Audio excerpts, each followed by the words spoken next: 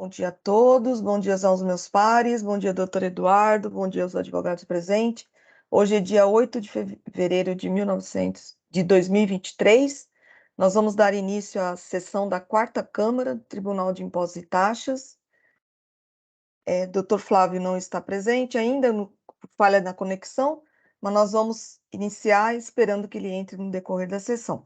Se ele não entrar, não conseguiu acesso, os outros 2 processos que dependem dele serão retirados de pauta e colocados na pauta do dia 1º de março.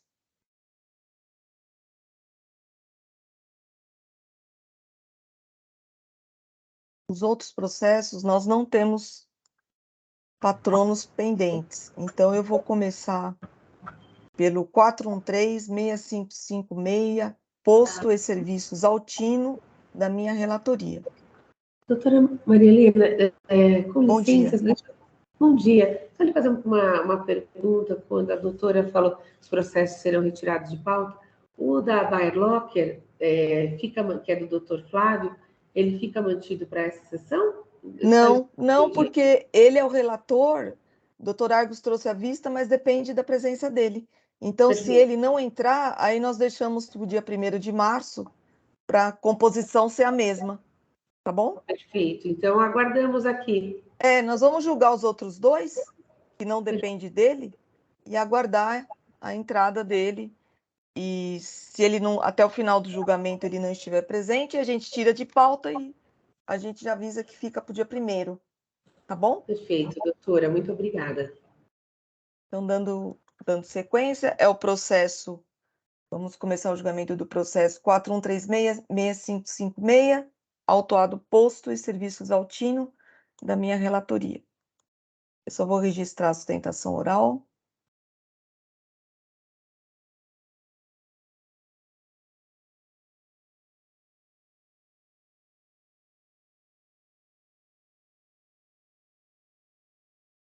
Vou colocar o voto.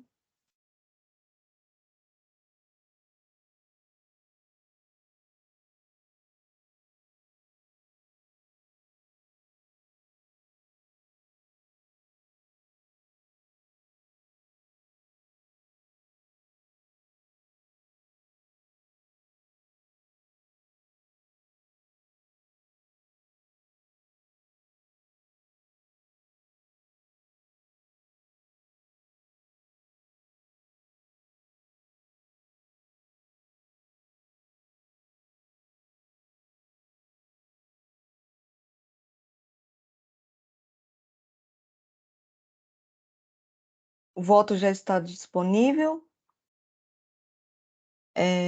Eu vou resumir um pouquinho o que aconteceu. São 4 infrações. Os itens 1, 2 e 3 é falta de pagamento do imposto, período de janeiro a outubro de 2018, apurado por meio de levantamento fiscal, realizado ocultamento no artigo 509 do regulamento, relativo a operações de óleo diesel, etanol hidratado e gasolina. Em razão da falta de comprovação da origem dos produtos, não restou demonstrado que houve a retenção do imposto pelo regime de substituição tributária. E o item 4 é a emissão de notas fiscais de saída de óleo diesel relacionadas às folhas 12, que não correspondem à efetiva saída de mercadoria do estabelecimento, nem à transmissão de sua propriedade, vez que não foi comprovada a movimentação do combustível. A empresa apresentou defesa, houve manifestação fiscal, a decisão de primeira instância, ela manteve parcialmente o auto de infração, porque houve a manifestação fiscal que fez uma retificação em relação às infrações 1 a 3. Então, o julgador de primeira instância, ele acatou a manifestação. Houve o parecer ao recurso de ofício, interposto o recurso ordinário, e na mesma petição de recurso ordinário, a recorrente apresentou as contrarrazões ao recurso de ofício. Bom, eu vou passar o voto. Em sede de recurso de ofício, o que argumenta basicamente a autuada? Ela alega violação ao artigo 412 do regulamento, que ela diz que houve a retenção e não foi levado em conta, havendo ofensa ao princípio da legalidade. Ela alega nulidade do auto de infração, porque foram desconsideradas notas de entrada. Ela alega também que a ausência de fundamentação genérica no lançamento causa erro insanável, vício, preconizados no artigo 37 da Lei 8.212/91 e no artigo 11 do Decreto 70.235. Ela também alega que houve duplicidade indevida e ilícita de documentos fiscais de saída, SAT, a fim de liquidar o débito, que também implica nulidade da auto-infração. Ela diz que a empresa ela só teve um equívoco no registro dos documentos, ela se equivocou quando ela deveria ter lançado o código CFOP nas notas 5659, e isso não causou nenhum prejuízo ao fisco.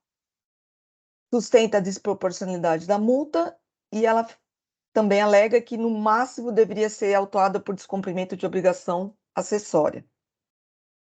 No parecer de ofício, a representação fiscal, ela acolhe a decisão, porque reconhece que houve um erro, então, conforme apontado pelo fiscal autuante, e ela pede que não seja provido o recurso de ofício. Então, de início, em função disso, eu já conheço o recurso de ofício, mas voto pelo não provimento. Bom, em relação ao recurso ordinário, na verdade, a peça recursal, ela reitera, ainda que com outras palavras, tudo que foi falado na defesa, e eu entendo que não merece provimento. Por quê?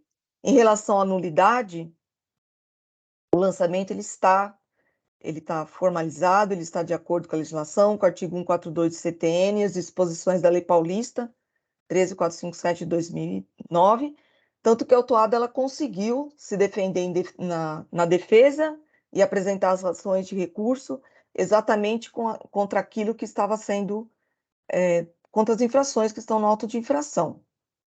Todos os elementos que compõem o levantamento fiscal foram extraídos das notas fiscais eletrônicas e da escrituração digital, apresentados pela própria empresa autuada. Então, não dá para falar que não teve, que os documentos são outros.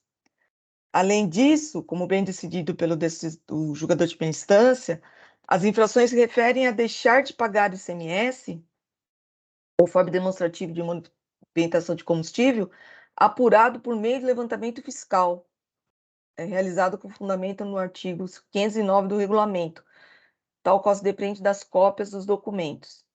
Ou seja, exatamente em decorrência da falta de comprovação da origem do óleo diesel, etanol e gasolina, restou comprovado que não provieram de fonte regular de produção, não tendo sido submetidos, contrariamente ao afirmado pela empresa autuada, à retenção pelo regime jurídico de sujeição passiva pela substituição, que são os itens 1 a 3. Então, a autuada fala que teve a retenção, mas não tem comprovação nenhuma nos autos em relação a isso. Não há, portanto, alegada afronta ao artigo 412 do regulamento, porque não teve a retenção por substituição. Além disso, foram emitidas notas, conforme detalhado no demonstrativo, NFE emitente diesel, notas fiscais eletrônicas sem a correspondente saída da mercadoria ou transmissão de sua propriedade.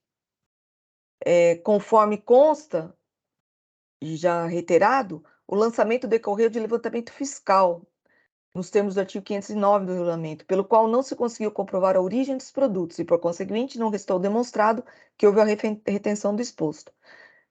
Contrariamente ao que alega a autuada, tem sim a fundamentação no auto de infração, não houve afronta ao artigo 412 do regulamento, e a exigência ela se fundamenta no artigo 509, que trata do levantamento fiscal, e os 88 e 87, que tratam que cuidam que os lançamentos fiscais devem ser feitos nos respectivos documentos e livros fiscais. E isso não foi demonstrado, e a recorrente ela fica no campo da ilação e não demonstra, ela não consegue refutar o trabalho fiscal realizado.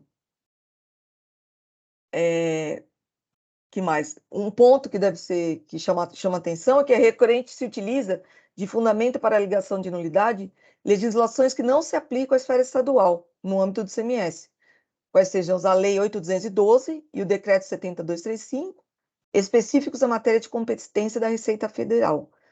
Por essas razões, eu afasto a alegação de cerceamento de defesa e nulidade do auto de infração. Em relação ao mérito, a recorrente faz uma pequena confusão que está muito bem provada nos autos, né?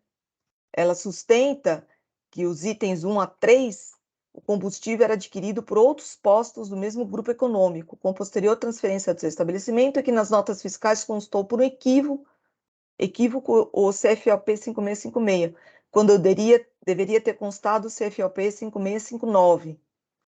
E ela, negritando, né, demonstrando assim que de fato não houve fraude, dolo, simulação, sem aproveitamento indevido do crédito ou prejuízo ao erário.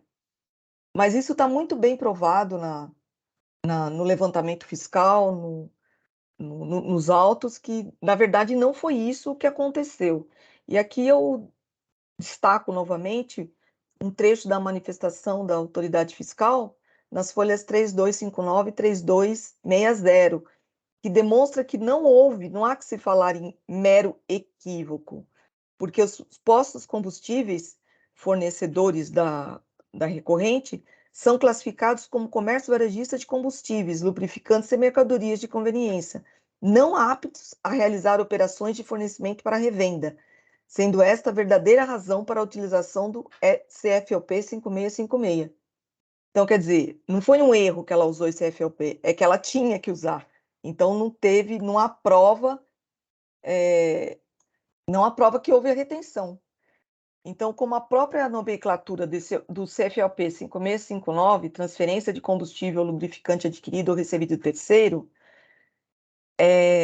classificam neste código as operações com combustíveis ou lubrificantes em estabelecimentos da mesma empresa, identificados pelo mesmo CNPJ base, que não caracterize de propriedade pelo fato de continuar pertencendo à mesma empresa, o que não é o caso. Então, a empresa não conseguiu refutar, então não se trata, é matéria fática, não se trata de um mero equívoco no CFOP. Ela só alega isso, mas não comprova. O trabalho fiscal está muito bem feito. Então, assim, no levantamento fiscal, apurado nos exatos termos do artigo 509, foram desconsideradas notas fiscais de entrada, porque ela alega que deveria ter sido considerada, emitida por outros postos de combustíveis como venda de combustível, destinado a consumidor ou usuário final, que é o CFOP 5656. Novamente, a empresa autuada não logrou comprovar a inexatidão do trabalho fiscal, limitando-se a refutar o lançamento, com fundamento na ocorrência da nulidade. Também não merece guarida o argumento de que os cálculos retificados, conforme a folha 3260, permanecem em duplicidade. Como dito, o julgador de primeira instância, ele acolheu o novo cálculo e reduziu o auto de infração em relação aos itens 1 e 3, depois que a autoridade fiscal fez um novo demonstrativo. Mas a empresa recorrente, ela alega que continua a duplicidade. De novo, ela apenas alega, ela não consegue refutar, pois tal como se depende dos autos, foi realizado, quando do levantamento fiscal, o confronto entre as notas fiscais de entrada, relacionadas no demonstrativo de folhas 13 e 15, com os cupons fiscais eletrônicos SAT, indicadas as folhas 16, 29 e 79. Então, o trabalho de fiscal ele não merece retificação. Por fim, relativamente ao item 4, também através do levantamento, não foi possível comprovar a movimentação do combustível, o diesel, relacionada nas notas fiscais eletrônicas indicadas no demonstrativo às folhas 12. Novamente, a recorrente não apresentou documentos aptos a comprovar a efetividade das operações. Muito embora sustente a recorrente no seu recurso que, no que tange as notas fiscais emitidas sobre o CFOP 5929, importante salientar que os comprovantes de pagamentos anexos demonstram de forma inequívoca a transmissão da propriedade, não há nos autos qualquer comprovante de pagamento. Então, as alegações da recorrente são apenas alegações. Mais uma vez, as razões da recorrente ficam limitadas à argumentação, sem a comprovação fática. Desse ponto, também afastada a argumentação atinente à insubsistência desproporcionalidade da multa lançada em relação ao item 4, que eu entendo que também deve ser mantido. Assim, ante o exposto, eu conheço e nego o provimento a ambos os recursos, mantendo integralmente a decisão de primeira instância. É o meu voto que eu submeto aos meus pares. Doutores? Então, eu achei muito engraçado, tá? Eu estou vendo aqui, enquanto a senhora lia o voto, eu estava xeretando o relatório circunstanciado, né? O que é engraçado é que o fisco, ele fez um negócio dando uma espécie de uma volta, né? Por quê? Porque ele fez um levantamento fiscal nas saídas de combustível do contribuinte.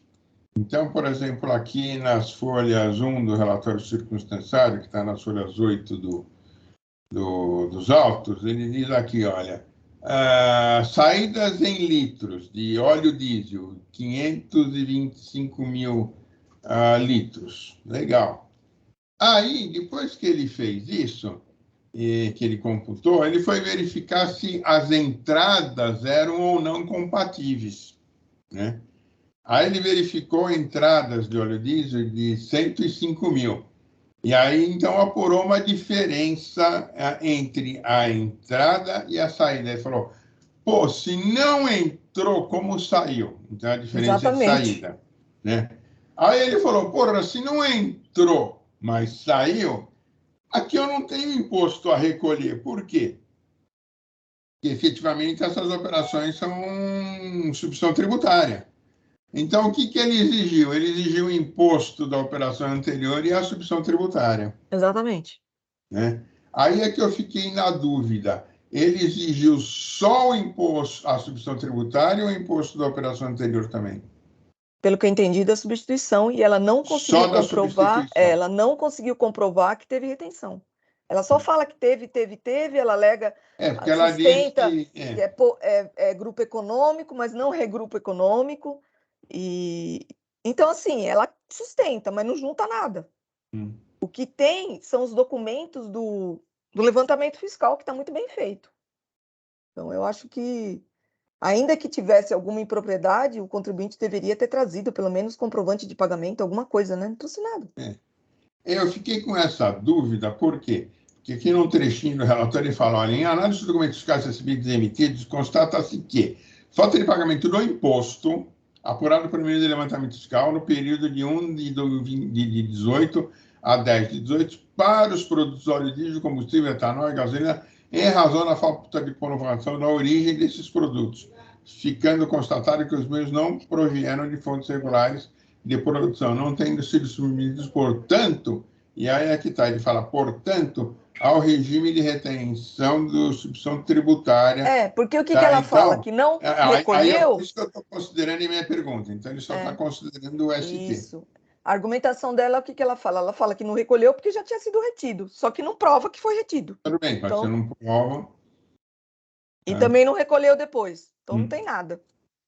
Agora, o fisco aqui em nenhum momento chegou a pensar no 527.2A, né? Não fala nada. Uma coisa parecida, dando prazo para ele recolher, né? Não falou nada. Então, É que ele invocou o levantamento fiscal. exatamente. E está muito bem feitinho, Zúlio. Se você vê o trabalho fiscal aí, não... Esse é meu voto, gente. Doutor Argos? Deixa Não, eu só... presidente, aqui. Desculpe, quem está falando, doutor Eduardo? Não, pode prosseguir. Eu estava tentando fechar aqui a minha... Não, presidente, o eventual questionamento seria justamente a respeito do recolhimento e da comprovação do recolhimento, né? Me parece um caso que até vislumbraria alguma fumaça de direito em favor do contribuinte. A alegação dele é uma alegação pertinente. Sim. E faz algum ou todo sentido. Exatamente. Né? Quando diz, olha, eu deixei de fazer o recolhimento porque não seria eu a pessoa responsável para tanto. Exatamente. Mas seria terceiro numa etapa anterior, por assim dizer. Uhum. Então, eu não recolhi porque ele recolheu. Perfeito. Mas ele faz a prova disso. É uma argumentação muito razoável, né? E advogaria ali no sentido de defender os interesses do contribuinte. Porém, inexistindo prova deste recolhimento, então é o típico caso em que nós até percebemos esta fumaça de que faria sentido, de que teria razão o contribuinte, mas por uma questão instrutória, não há nos autos essa comprovação, e não havendo nos autos uma comprovação desse sentido, dessa monta, não há como dar razão ao contribuinte. Exatamente. Mais uma vez, até daria razão se tivesse comprovado nos autos. Não havendo nos autos, não tem, infelizmente ou felizmente, enfim, é uma questão fática. O contribuinte, eu não estou aqui tirando ou dando razão ao contribuinte, eu estou dependendo daquilo que traz os autos, que ele poderia e pode ser que tenha razão. Mas estamos limitados àquilo que existe nos autos. Portanto, não é possível atribuir razão sob este argumento sem a comprovação de que, bom, houve o recolhimento. Obrigação faltante com o fisco, porque eu deixei de recolher, mas o terceiro recolheu. Sim, prove que o terceiro recolheu. Não existe essa prova. Então, não tem como. Portanto, infelizmente, nesse sentido, não há como atribuir razão ao contribuinte por falta ou por insuficiência probatória. Então, eu acompanho o seu voto, presidente. Doutor Eduardo? Não tenho nada a acrescentar, não, doutora presidente. Podemos votar então, gente? Sim. Então, eu vou encerrar os debates.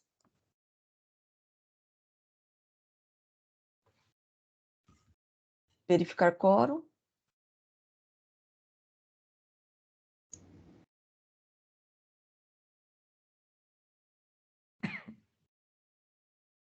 Iniciar a votação.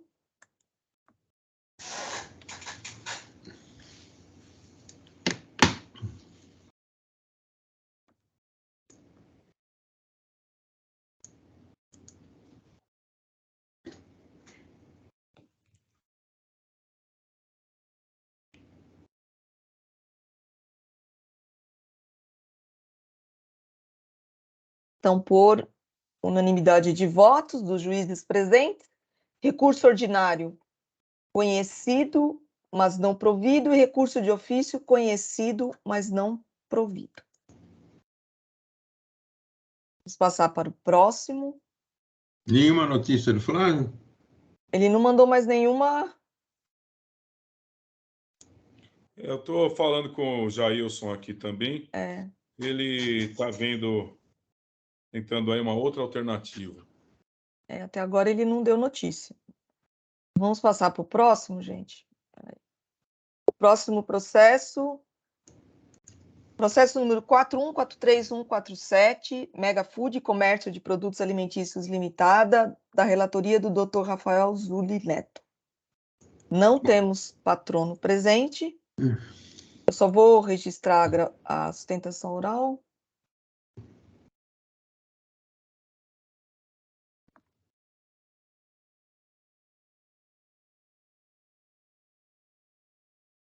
Doutor Zulli, se o senhor puder resumir seu voto. Vamos lá. Nem sei como falar dessa acusação, tá? Mas são infrações relativas ao crédito de imposto que o contribuinte ele descreditou indevidamente do imposto no montante de R$ 35 mil, tá? Aproximadamente, decorrente da escrituração de notas fiscais eletrônicas de números tais, tá? Em 2016, eu chamo a atenção à data por conta da súmula, né? Está relativamente à entrada em mercado no estabelecimento que não atende às condições previstas no artigo 59, conforme se está comprovado, né, pelas cópias dos documentos juntados, uma vez que o contribuinte Get Star Indústria em comércio militar já teve sua inscrição estadual declarada nula através do PCN, processo de cassação. A outra é acreditou-se indevidamente no valor de R$50 mil, tá? No período também de 16 e 17, em decorrência de escrituração de notas fiscais, tá? Relativamente à entrada no mercado de estabelecimento que não atende também às condições, e aqui já é a Supervia, distribuidora de alimentos e transporte limitada, que teve também sua inscrição declarada nula através do PCN. Então, são essas duas acusações, tá? Dos autos consta relatório circunstanciado e detalhado. A acusação é de 6/7/2000 e... por aí. Apertei errado aqui o mouse. 2017 de 23, tá? O contribuinte traz vários argumentos, a exemplo, não merece prosperar que as questões foram pautadas na boa-fé e lembra a decisão do Superior Tribunal de Justiça, o fisco se manifesta, foi em primeira instância mantida a acusação, né? O autuado, então, traz alegações de que operações, de fato, têm no próprio fisco atestado a entrada das mercadorias, não há, portanto, que se falar em simulação ou fraude. Então, ele busca, dessa forma, afastar. Então, como não há sustentação oral, eu vou arrancar a parte da sustentação oral realizada e deixo só aqui, esse daqui, excepcionalmente, que eu não datei. Hoje é dia 08 de fevereiro de 23. Quarta Câmara. Conheço do recurso. Não há, na verdade, preliminares objetivas, tá? Meu voto é simples, é objetivo e é exatamente naquele sentido que eu costumo analisar esse tipo de acusação, tá?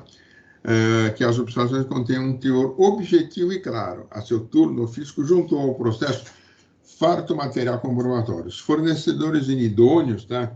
E aqui eu indico cada um deles, que é o Supervia e o GetStar. Perfeito? E a inidoneidade, nossa, a inidoneidade de um é de 83. Você veja que a operação era de 17 e o do outro é de 2004.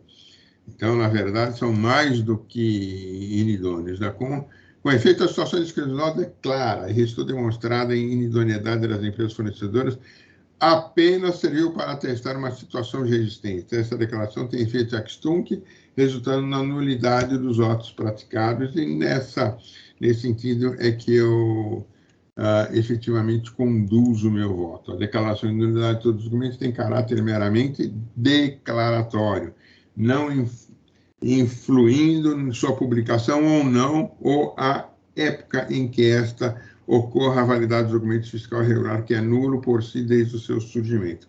A declaração de nulidade atesta um fato que existe desde o princípio e independe de qualquer publicação. Ela é elaborada após certo lapso de tempo, porque o procedimento para as verificações de nulidade só se desencadeia após terem sido encontrados indícios da irregularidade. O ato pelo qual o fisco declara a nulidade dos documentos é meramente declaratório, o contribuinte insiste nisso, né? Deixa eu ver aqui, não é o fato. O fato é pré-existente, é evidente que o documento é inidôneo porque contém falsidade e não porque um ato administrativo assim o declarou. Os efeitos do ato administrativo que desvincule a inidoneidade dos documentos fiscais são ex tunc, dada a sua natureza não constitutiva e sim meramente declaratória, pois, repita-se, a inidoneidade decorre não de qualquer ato da administração, e sim da falsidade material e ideológica que vicia tais documentos. E, aliás, eu fiz questão de reforçar alguns pontos em razão de uma palestra que ocorreu lá no Codecom, que ele dá um sentido diverso à questão do crédito indevido, até em relação à aplicação da multa. A doutora Marilene estava presente, ela deve lembrar disso, né? Então, falei, mas poxa, o próprio contribuinte, ele está se acreditando, ele tem que verificar, é a obrigação dele, porque é um exercício ao direito do crédito que é seu. e se o de crédito é seu e ele não adotou as medidas necessárias para dizer se crédito eu posso fazer ou não, então a responsabilidade, antes de mais nada, é dele, né? Aí eu falo daquela questão que eu sempre cito, de se o fisco não pode ser onipresente, onipotente, né? Que ele não pode estar em todo lugar ao mesmo tempo, tá? Vale dizer que simples extratos, sem que se possa efetuar a devida correlação das operações, sua efetividade e o pagamento do preço, não são documentos suficientes a caracterizar a boa-fé e a aceitabilidade do crédito como regular. Não dá para fazer esse link aqui nos documentos que vieram ao processo, tá? Válida, portanto, a regra do crédito para a justificação do princípio da não cumulatividade. Deixa eu tirar 2 espaços que está mais aqui. Esse entendimento, inclusive, é reiterado pelo Tribunal de Impostos e Taxas, e eu cito uma decisão aqui que eu acho muito interessante, que era o meu xará Rafael Latorre, tá? Transcrevi. É importante lembrar que as normas infralegais, como o ato que se suspendeu a eficácia da inscrição do emitente com data retroativa, encontra respaldo no artigo 103, inciso 1º do CTN, que diz, abro aspas, salvo disposição em contrário, entra em vigor os atos administrativos a que se refere o inciso 1º do artigo 100 na data da sua publicação.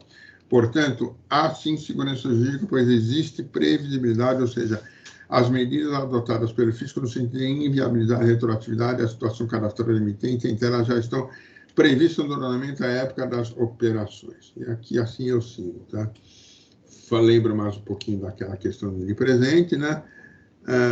O ato realizado pelo fisco tem caráter meramente declaratório, acho que é sempre importante lembrar isso, tá? Cito decisão a esse respeito, também transcrevo, transcrevi aqui 2 decisões, destaque que o fisco não exige que o contribuinte exerça a sua função privativa, mas apenas que tome os cuidados necessários para a lisura de suas operações comerciais. Contudo, ressalta-se, conforme o artigo 22 da Lei 6374, o contribuinte deve, em suas operações ou prestações com os outros contribuintes, comprovar a regularidade destes perante o fisco. Não obstante a responsabilidade tributária e recorrente ao direito, e eu lembro aqui o artigo 136 do DTN e o PRIM 22 da nossa lei. Tá? Lembra também... aqui ficou feio. Deixa eu dar um justificado. Lembro também a questão do 184, né, da classificação do documento, tá? Transcrevo aqui a legislação, a portaria CAT 162/2008, o seu artigo 10. Deixa eu dar um espaço aqui, desculpe. Eu normalmente faço isso antes, mas esqueci. Assim, a concessão ou denegação da autorização para o uso da nota fiscal eletrônica decorre da validação e de aspectos técnicos e formais elencados nos artigos acima, que podem ser elaborados de plano, não implicando em que a Secretaria da Fazenda procederá a uma prévia auditoria e fiscalização nos termos de estabelecimento envolvido, procedimentos que se afigura de operacionalidade duvidosa, para não dizer inviável. Tá? Aí eu lembro da decisão do Superior Tribunal de Justiça, aqueles elementos que elas nos traz, tá? E digo, de outra banda, ainda que o contribuinte alegue que as operações ocorrem de fato conforme o trabalho fiscal apurou, as empresas que simularam a existência, tá? É impossível, portanto, que as mercadorias tenham sido retiradas pela autuada justificada transportadora naqueles endereços. Se alguma mercadoria circulou, ela foi retirada em endereço diverso do constante da DAN, fica indo por terra a alegação da boa-fé. Temos, portanto, que a autora não agiu com os devidos cuidados, ao contrário do que alega, pois, pela simples verificação do endereço indicado nas notas fiscais, poderia ter detectado a individualidade do fornecedor, como lembra a representação fiscal. Até queria lembrar que naquele dia dessa palestra, né, eu era moderador na mesa, eu falei o seguinte, poxa, hoje se tornou muito fácil. Contribuinte na frente do seu computador, ele vai lá na Google, digita o endereço, e se ele digita o endereço, ele vai verificar o seguinte, poxa, mas o endereço desse fornecedor é um terreno baldio. E aí você vai lá na data em que foi tirada a foto do Google e vê que essa foto foi tirada, inclusive, ou perto, ou depois, ou antes, aí começa a tirar as respectivas ilações de quando foi emitida a nota fiscal. Ou seja, as coisas hoje se tornaram muito mais objetivas, tá? Então, é complicado isso, em considerar essa boa-fé e a forma. Por fim, o comércio de produtos intermediários, sendo no mínimo, também o mesmo estabelecimento, tem sido mudado tanto a atividade principal ao longo dos 8 anos, que não pode ser descrever acertadamente.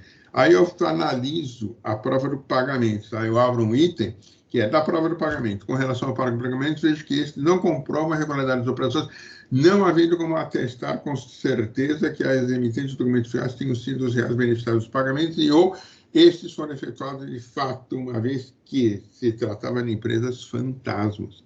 Poxa, uma era de 83, operações de 16. Assim, no mínimo, devia ter em relação à existência de provas de pagamento a empresas cujos documentos fiscais foram declarados nos inícios onde comprovar o pagamento direto ao emitente referente a todas as mercadorias. E aí, por exemplo, eu passo a analisar em relação à final deste caso com o Ricardo Média, a FURI também promoveu os pagamentos das questões reladas, e inclusive diz o contribuinte que ele sofreu protestos. Mas, por exemplo, é interessante ainda fazer referência de e-mails anexados que comprovam também que a empresa Supervia, distribuidora de alimentos, existiam interações comerciais por meio de domínios agrox.com.br. Todavia, o recurso veio despido de comprovantes de pagamentos. Estes vieram com a defesa a partir das folhas 264 e seguintes, tá? Exemplo de cobrança bancária da Caixa Econômica, folhas 265, extratos ilegíveis, boletos sem comprovante de pagamento, extratos Banco Santander também ilegível, dentre outros documentos que, no cometimento desse relator, não demonstram efetivo pagamento. Note-se ainda que o que está sendo discutido não é a intenção da autuada, e tampouco as operações, e sim apenas está glosando o crédito indevido conforme dispõe a lei, já que a operação foi pautada por documento fiscal inidôneo. Tá? Aí eu falo do recurso e digo, olha, nego provimento ao recurso ordinário. Relativamente à súmula, tá? Então, eu venho aqui, o item 1 é de 2 e 3 de 16. O item 2 é de 7, 8, 10, 11 de 16 e 1 e 3 de 17. Tendo visto o período das ocupações acima descritos, na parte conhecida, dá-lhe provimento apenas para que fique consignada a limitação à taxa Selic dos juros de mora incidentes sobre imposto e multa aplicados no presente lançamento em relação à súmula 10. Eu vou pôr aqui reformada. Reformada, que eu não pus. Nossa, Zuli ficou reformada linda aqui, faltou o R. Reformada deste tribunal, tá? Por quê? Por tratar-se de operações anteriores à edição do Decreto 62761 de 17, que é aquele, né, que estabelece efetivamente a cobrança via limite Selic. Então, é assim que eu voto, olha. Minha conclusão, presidente, pessoal, da admissibilidade, conheço do recurso, sendo que a ele dou para o seu aprovamento para reconhecer a aplicação da súmula 10 reformulada em relação aos fatos anteriores a 1/11/17, vigente decreto 62 tal, nos quais mantenho o feito fiscal. No mais, mantenho o fiscal, 8 de fevereiro. O doutor Eduardo, aliás, me mandou um WhatsApp ontem dizendo que eu tinha visto que atravessou uma petição da representação fiscal em relação à súmula 10. E, efetivamente, isso é correto. Eu já tinha constatado isso. Que sempre que tem essa situação, eu vou lá e vejo se foi atravessada, senão eu grito. Bom, vamos lá registrar. Júlio. Eu já tinha mandado voto, não teve alteração nenhuma. Alguém tem alguma observação? Eu acompanho o doutor Zúlio, acho que está bem claro. Presidente, eu já não sei que vou acompanhar também o doutor Zúlio, mas eu faço por quê? Porque realmente quando você vai examinar as provas trazidas junto da defesa, são péssimas. Especialmente com respeito aos comprovantes de pagamento, por muitos aí considerados como a prova das provas, realmente não logrou êxito o contribuinte em comprovar o que alegar, né? Por vezes junta compromissos de operações bancárias e não especificamente comprovante de pagamento. Por outras, junta extratos, como bem disse o doutor Zulli, extratos ilegíveis, né? Em outras situações, boletos ou comprovantes de pagamento que não tem o destinatário, então você não tem o beneficiário, o destinatário, ou seja lá quem for, não tem essa informação, né? Mesmo se integra, por vezes, ilegível. Então, assim, percebe-se aí que as provas trazidas pelo contribuinte, especialmente no que diz respeito ao pagamento, não são suficientes aí para desdizer ou infirmar o trabalho do agente autuante. Portanto, neste contexto, eu vou acompanhar integralmente o Dr. Zulli, claro, com a obrigatoriedade de aplicação aí da Selic, conforme texto revisado pela SUNAT. Doutor Eduardo? Não tenho nenhuma observação a fazer. Então vamos encerrar os debates. Alguém com algum barulho? E aqui do meu lado eles estão, não sei o que aconteceu aqui no meu escritório, eles já tinham feito isso. A construtora estava dando uma infiltração aqui na minha parede, e aí refizeram e não sei o que, disse que tinha assim, um rachinho, estava dando infiltração, e aí refizeram, eu mandei pintar tudo aqui outra vez no meu escritório. Porra, com essas últimas chuvas o negócio ficou tudo branco outra vez. Estragou tudo outra vez. Aí tem um fulano aqui pendurado na corda e está tentando rever isso daí. Fazer o quê?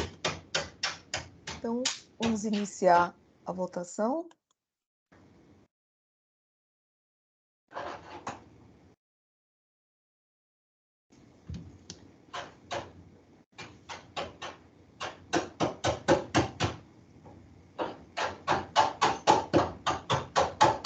Então, por unanimidade dos juízes presentes, recurso ordinário conhecido parcialmente, com julgamento de mérito também parcial, nos termos do voto do relator. Assim, nós encerramos a votação deste processo. Vamos fazer assim, vamos dar um intervalinho de 15 minutos. Ver se o Flávio para consegue. ver se o Dr. Flávio consegue retornar. Aí, Jailson, se você conseguir dar uma assistência para ele, então você coloca, a gente volta às 10h05, acho que dá 20 minutos, né? E aí, assim, a gente vê se o Flávio consegue se acessar. Pode ser? Para mim está ótimo, eu ia sugerir isso. Eu até estava mandando um recado aqui, porque ele sumiu, acho que morreu, pô. Jailson, você coloca o aviso, então, intervalo de 20 minutos. E, enquanto isso, você consegue entrar em contato com o Dr. Flávio aí para ver se a gente consegue colocar na pauta.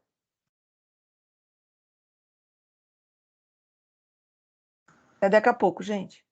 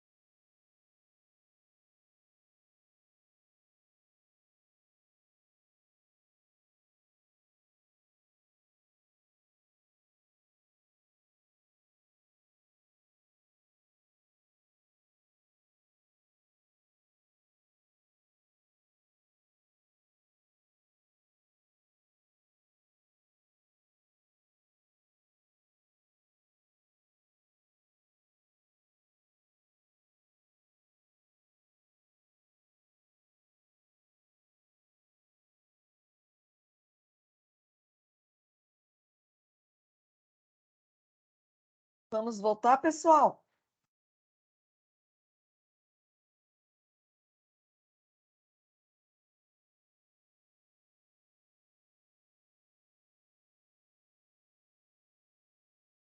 Doutor Argos? Presidente, me dá um segundinho que eu estou com o Flávio na linha aqui. Ah, por tá. favor.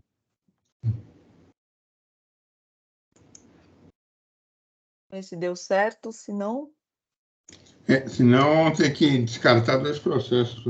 senão a gente deixa esses 2 processos para o dia 1º. Infelizmente. Que depende do doutor Flávio, né? Depende da presença dele.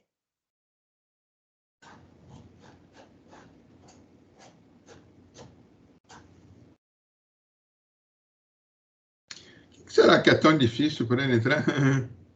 Eu acho que é problema de configuração, eu acho. Não é problema dele. Porque... Desculpe, meu colega. Né? Falar para a semana que vem ele ir na fazenda, né? É. Bom, semana que vem nós não temos. Temos, Semana né? Temos não. dia 15. Dia 15. Dia 15, é. Semana que vem. Dia Semana 15. que vem. Para ele ir na fazenda, né?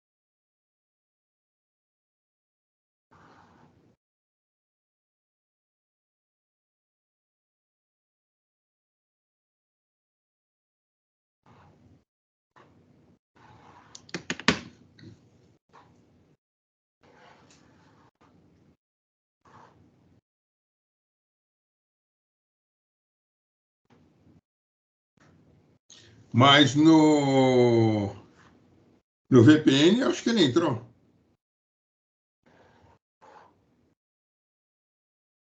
Está sem isso. Ele não confirmou a presença. Não confirmou? Então ele não entrou no VPN também. Então, doutor Argos, nada?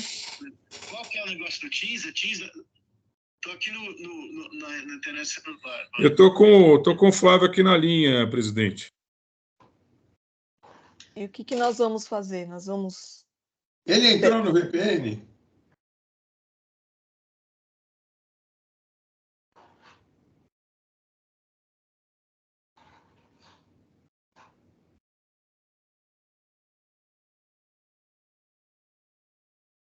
Eu acho melhor a gente deixar para a próxima sessão, né? Vamos deixar para a próxima. Para Ele não uma está próxima. conseguindo, doutor Argos? Como é que está aí? Presidente, só estou acompanhando aqui. Para nos der 1 minuto. Tá. Vamos ver se o Flávio consegue aqui.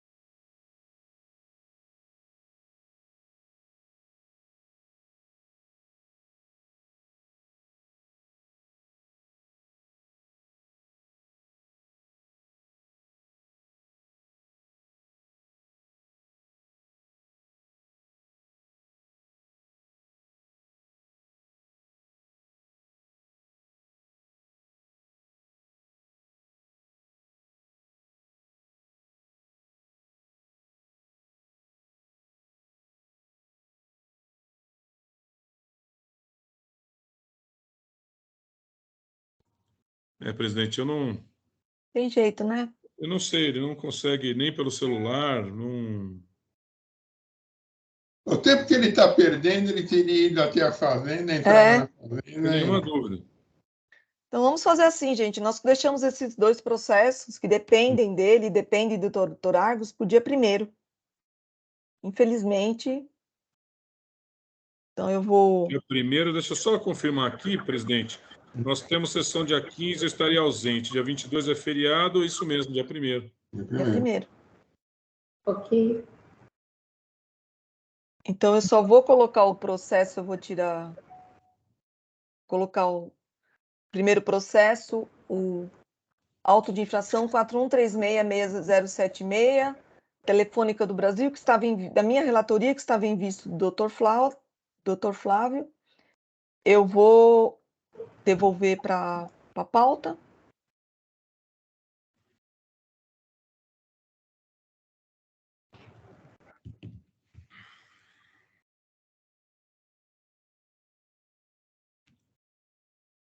E o outro processo 4137034, Barlocker do Brasil, que é da relatoria do Dr. Flávio, mas havia saído em vista para o Dr. Argos, eu também vou devolver para a pauta. E assim, ambos os processos entrarão na pauta do dia 1º de março. Ok. Ok? Novamente, eu peço desculpas aos patronos presentes, mas é um problema técnico, né? Que não depende da gente, infelizmente. Lógico. Tá bom? E a Não gente tem agradece a problemas, presença. agradeço. E assim nós dou por encerrada a sessão da 4ª Câmara do Tribunal de Impostos e Taxas, do dia 8 de fevereiro de 2023. Jailson, você pode encerrar a gravação, por favor?